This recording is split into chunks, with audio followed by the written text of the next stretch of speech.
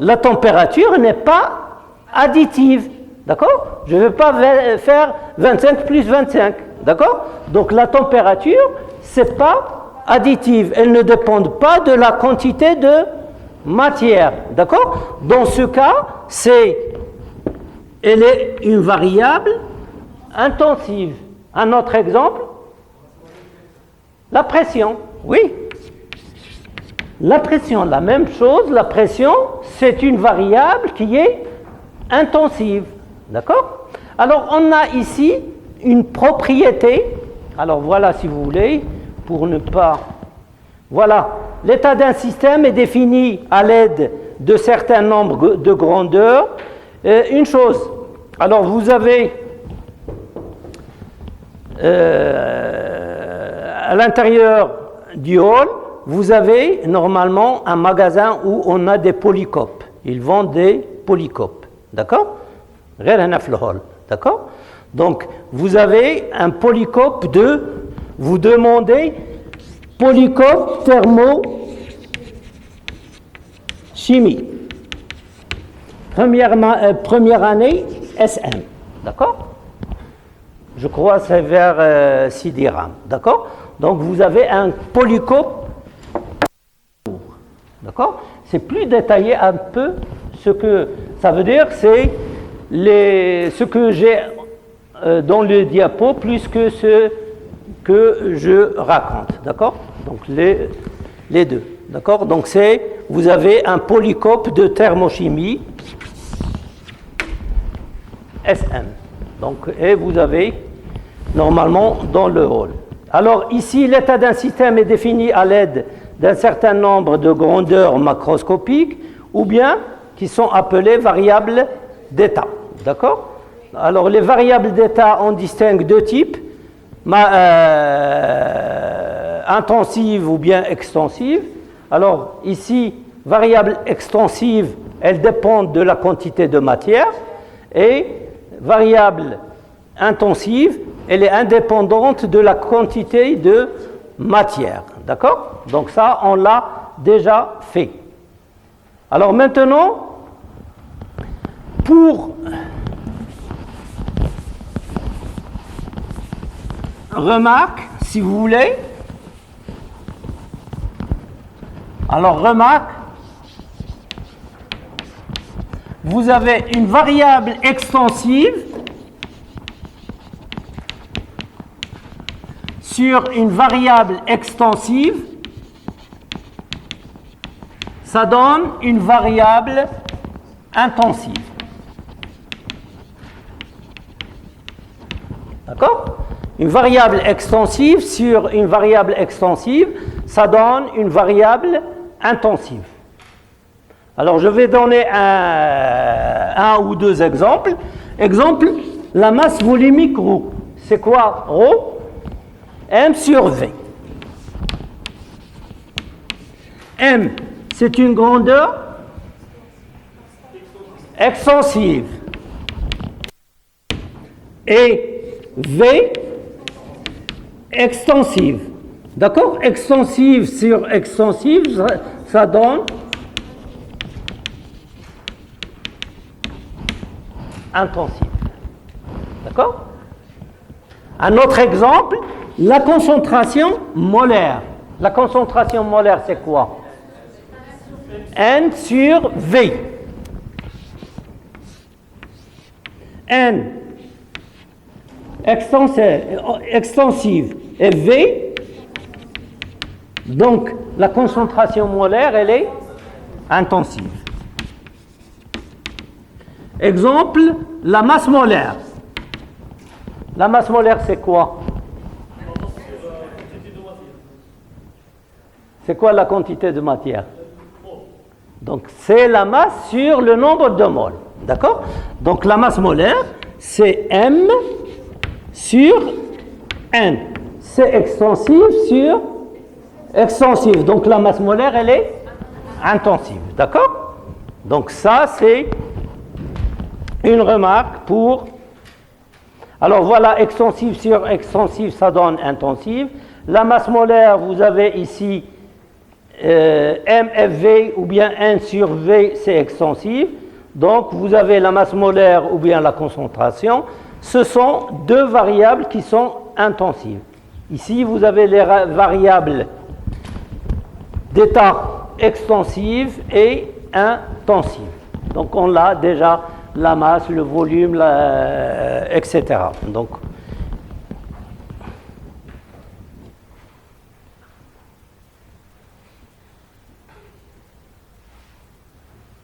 exercice, répondre par vrai ou faux. D'accord? Alors, la température, c'est une variable qui est... Alors, j'ai oublié de... Ils m'ont dit que le verre... Vous voyez le verre? Non. Donc, j'ai oublié de le changer. Donc, la température est une grandeur extensive. Vrai ou faux? Faux. La pression est une grandeur intensive. Vrai. D'accord? Le volume est une grandeur extensive. Vrai. Et la masse molaire est une grandeur extensive. Faux. La masse molaire, c'est la masse molaire intensive. D'accord? Alors, la concentration molaire, elle est intensive. Vrai. Équation d'état. Alors, c'est quoi une équation d'état?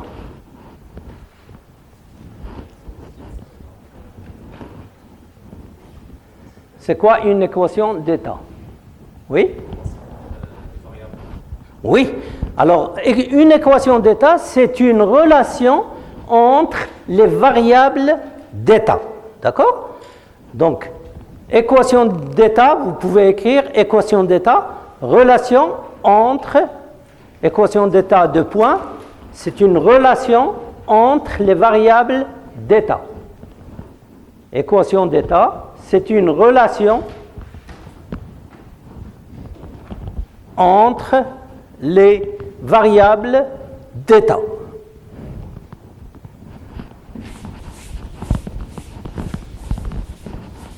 Alors, l'équation d'état que vous connaissez normalement, c'est l'équation des gaz parfaits.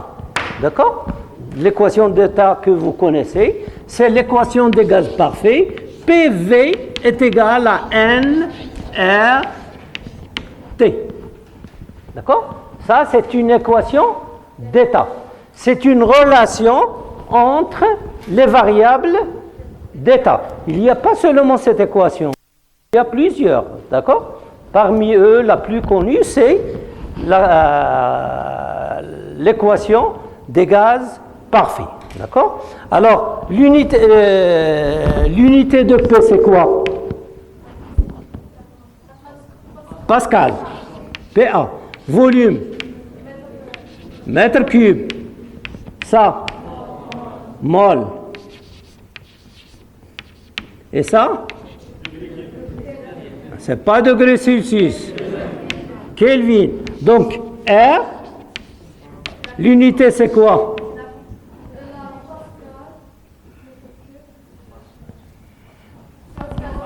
Pascal fois un mètre cube, c'est quoi? C'est le joule. D'accord? Donc ici, vous pouvez mettre PA mètre cube. D'accord? PA mètre cube sur, normalement, Kelvin mol. Ou bien c'est joule, Kelvin moins 1, mol moins 1. D'accord?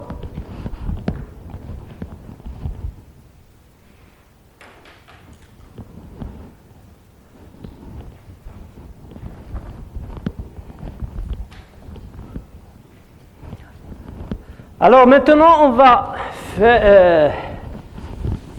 dire c'est quoi une transformation physique et une transformation chimique. D'accord? Alors, c'est quoi une transformation physique et une transformation chimique? Ah? C'est quoi une transformation physique et une transformation chimique? Oui, à peu près, ce n'est pas le même élément chimique. D'accord? Donc, une transformation, oui? Donc, une transformation physique où le corps change son état physique. Par exemple, il passe de son état liquide à un état solide, par exemple. C'est un cas particulier. Oui, donc. Une transformation chimique où les réactifs sont différents des produits. C'est ça. Donc une réaction chimique, c'est simple, c'est une réaction chimique. Ça veut dire que les éléments de départ, ou bien les réactifs, ne sont pas les mêmes, ils sont transformés et on a les produits qui sont différents des réactifs. Ça, c'est une transformation chimique. D'accord? Ça veut dire que les substances, elles changent au niveau, les substances de départ ne sont pas les mêmes que les substances d'arrivée. D'accord? Par contre, une transformation physique, on a même substance. D'accord? On n'a pas changement de substance. D'accord? Exemple, si l'amphi elle est à une pression, par exemple, l'amphi, on a un état 1 qui est P1, T1, V1. D'accord? On chauffe ici, à l'intérieur de l'amphi. D'accord? Donc ici, la température va changer, l'état 2, la température va changer T2, le volume il reste le même V1 et la pression peut changer. D'accord? J'ai un état 2. Mais qu'est-ce que j'ai à l'intérieur? C'est de l'air. Soit ici, soit ici. D'accord? On dit que c'est une transformation physique. D'accord? Donc là, les substances ici n'ont pas changé. D'accord? Un autre exemple, si je dis de l'eau solide qui va donner de l'eau liquide, comment on appelle ça? Fusion. C'est une transformation chimique, physique. Parce que c'est toujours de l'eau. D'accord? C'est l'état physique qui a changé. J'ai solide, liquide. C'est une transformation qui est physique.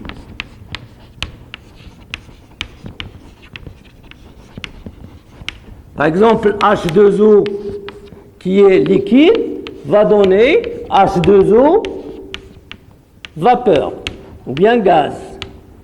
Donc comment on appelle ça? Évaporation. D'accord? Donc ça, c'est une transformation qui est physique. On a de l'eau. D'accord? Alors,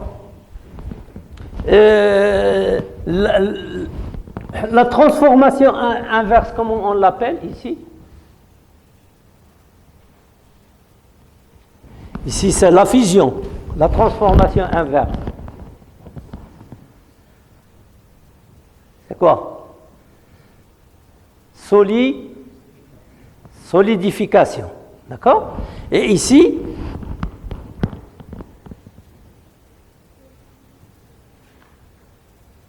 on dit que c'est soit liquéfaction, soit condensation. D'accord?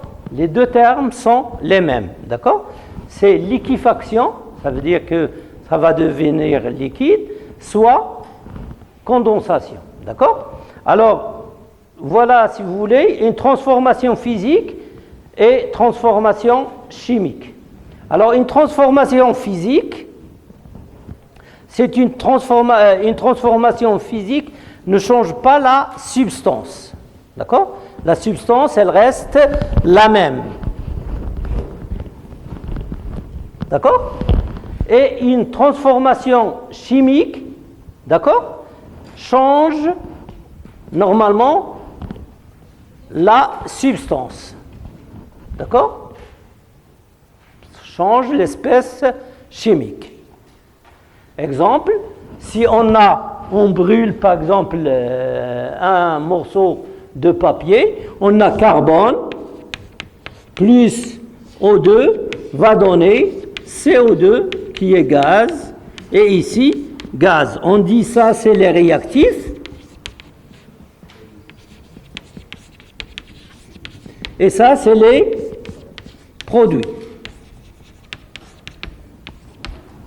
Alors les produits c'est CO2 et les réactifs c'est carbone plus oxygène. On voit bien que les réactifs ne sont pas les mêmes que les produits. Donc c'est une réaction chimique. D'accord? Alors exercice, dire si les transformations suivantes sont d'ordre physique ou bien chimique. La vaporisation de l'eau. Physique, c'est ça. La vaporisation de l'eau, elle est physique. D'accord? On a la même substance au départ ou bien l'arrivée, c'est l'eau. Après, vous avez la combustion du bois, c'est ça? Elle est chimique. D'accord? Vous avez la dissolution de NaCl. Chimique, vous avez NaCl qui est solide, va donner donc Na plus AQ plus Cl moins AQ.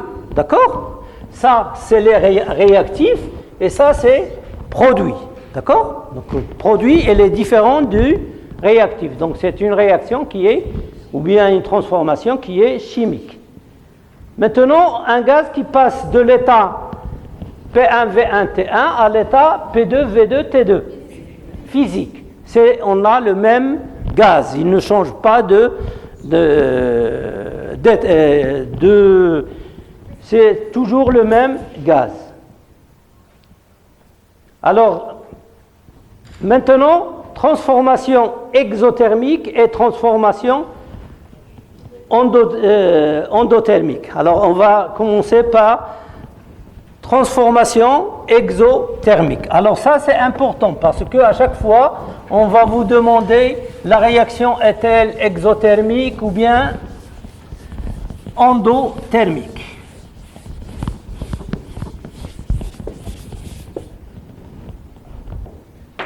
Alors, transformation exothermique.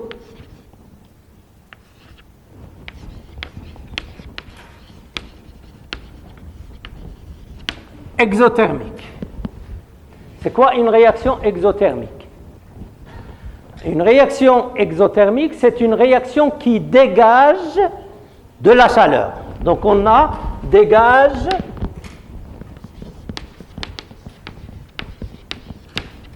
de la chaleur. Alors si elle dégage de la chaleur, l'énergie, comment elle est? Positive ou bien négative?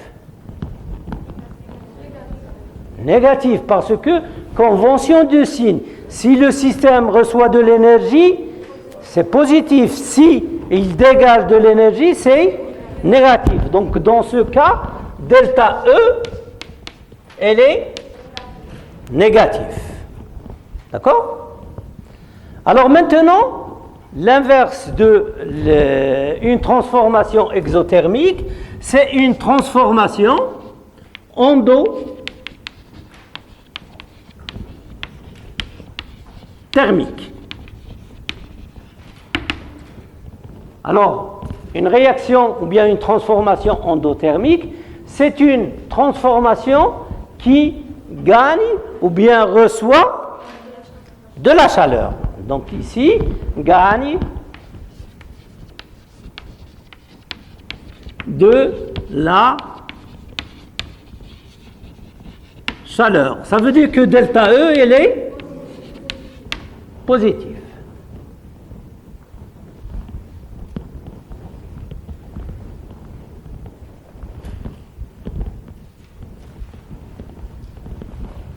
Alors voilà, si vous voulez, une transformation exothermique est une transformation qui dégage de la chaleur. D'accord? Alors voilà, on vous donne les cas qu'on peut écrire pour une réaction exothermique.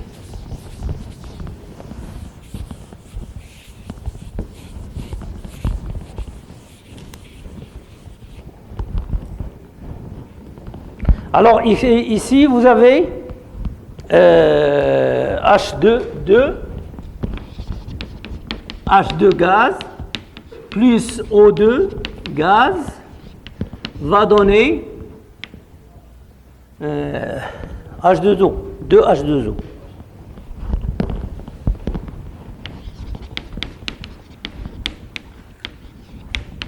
Gaz ou bien liquide? Liquide.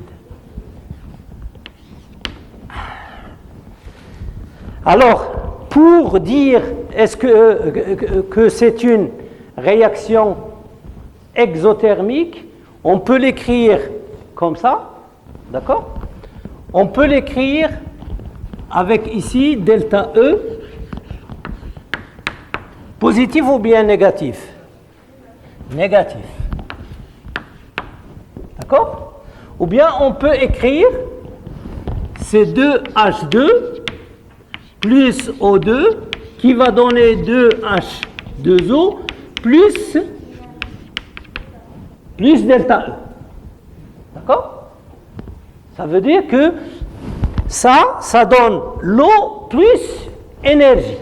D'accord? C'est la même chose.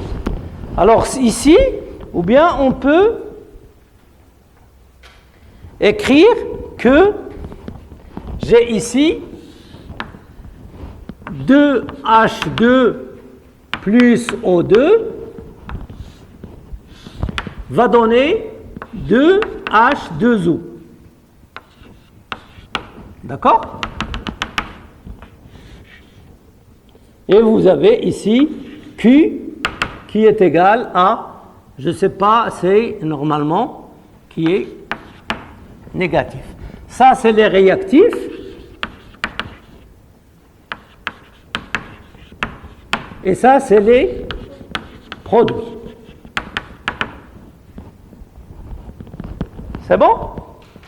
Alors, ici, vous avez trois méthodes pour écrire une réaction qu'elle est exothermique. Soit sous cette forme, la réaction, et vous avez ici, si elle est exothermique, Q ou bien delta E, donc on peut mettre Q pour être homogène, Q elle est négatif, d'accord? Ou bien écrire la réaction plus Q, ou bien faire le diagramme, ça veut dire que H2O plus O, ça va donner 2H2O, d'accord? Et vous avez ici, on a la réaction donne une quantité d'énergie Q. Donc Q, elle est négative, d'accord? Donc ça, c'est pour une réaction exothermique. Maintenant, une réaction endothermique. C'est une réaction qui reçoit de la chaleur, d'accord? Une réaction endothermique, c'est une réaction qui reçoit de la chaleur. Alors, ici, je crois que c'est l'inverse. Moi, je vais faire une autre. La combustion, c'est une réaction exothermique ou bien endothermique? La combustion.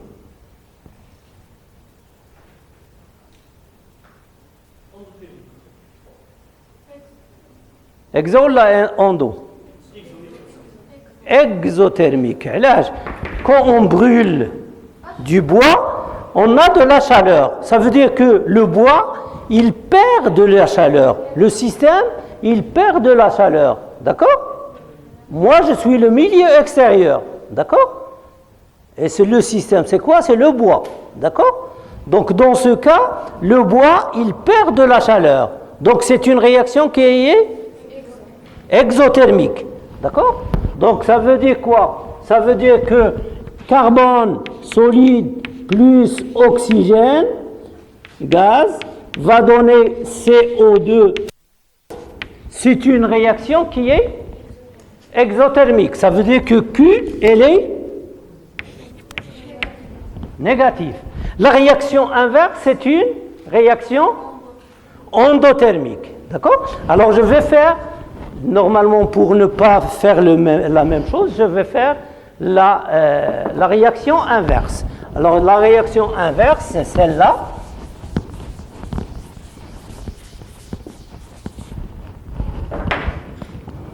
Donc vous avez CO2, gaz, qui va donner C solide plus O2, gaz. La réaction, comment elle est? Endo, d'accord? Donc Q, comment elle est? Positif. Donc Q, elle est positive.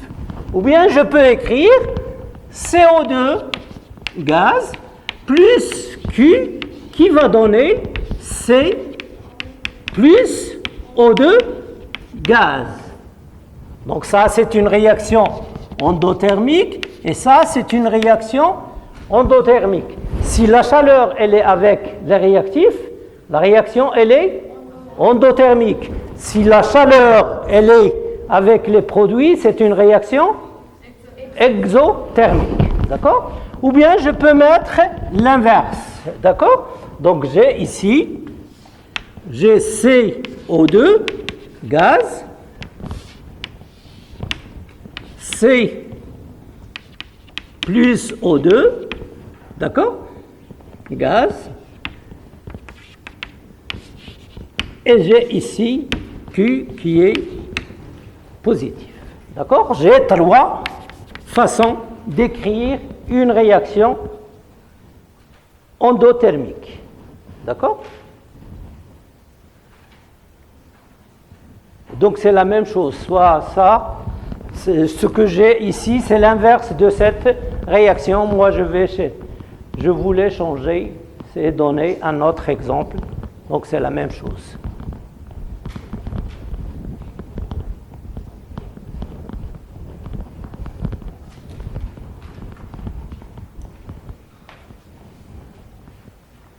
Donc ça, c'est réaction endothermique et réaction exothermique.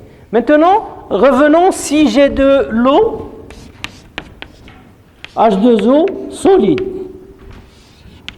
et H2O liquide. Est-ce que c'est une réaction endothermique ou bien exothermique?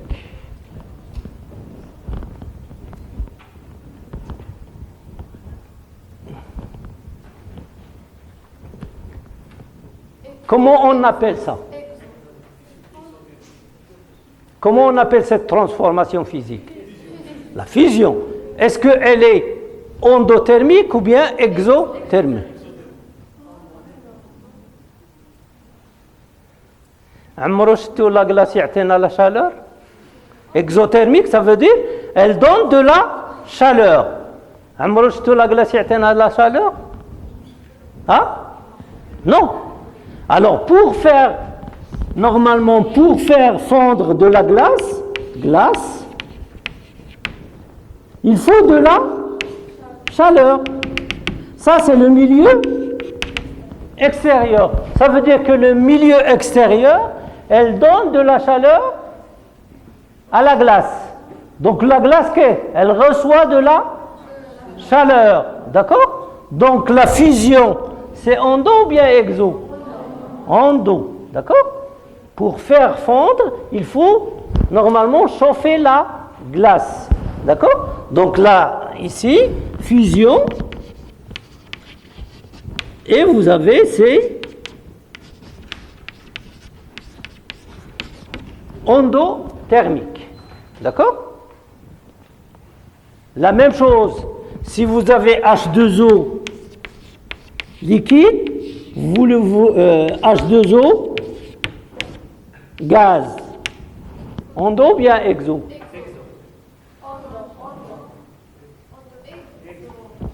en d'eau. Pour l'évaporation, j'ai de l'eau liquide. Eau. Donc c'est liquide. D'accord? Je dois chauffer pour avoir le gaz. D'accord? Donc le liquide va recevoir de la chaleur. D'accord? Donc il faut toujours avoir la tête, milieu extérieur et système. D'accord? C'est bon? Toujours, il faut avoir le système et le milieu extérieur. Ici, le milieu extérieur, il donne de la chaleur, le système. Et le système reçoit de la chaleur. Donc, c'est endothermique. D'accord?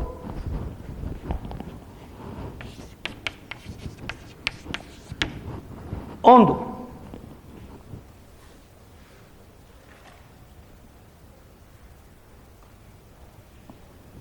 Alors, définir si les réactions suivantes sont endothermiques ou bien exothermiques. L'évaporation de l'eau, on vient de le dire, endothermique. Donc, vous pouvez écrire, c'est évaporation de l'eau, c'est endothermique.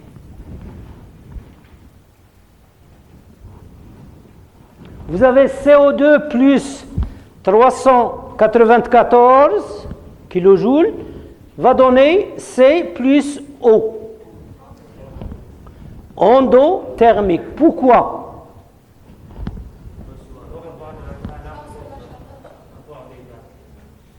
Parce que l'énergie, elle est à côté des réactifs. D'accord?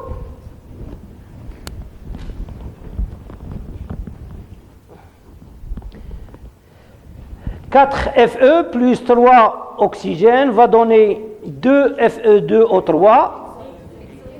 Q, elle est négative. Donc, c'est exothermique. NO va donner NO2, 1 demi NO2 plus 1 demi O2, plus 90. Exo. Et celle-là, endo. D'accord? C'est bon? Alors, changement d'état. On va ici remplir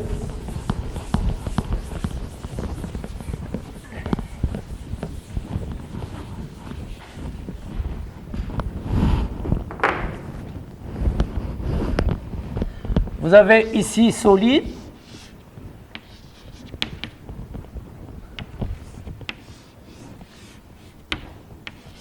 Liquide et gaz. D'accord? Alors, le passage solide-liquide, c'est... Non, le nom, c'est quoi? La fusion.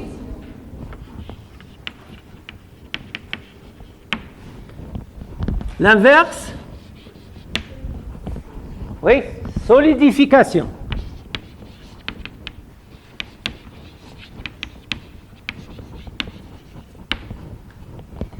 Alors, évaporation.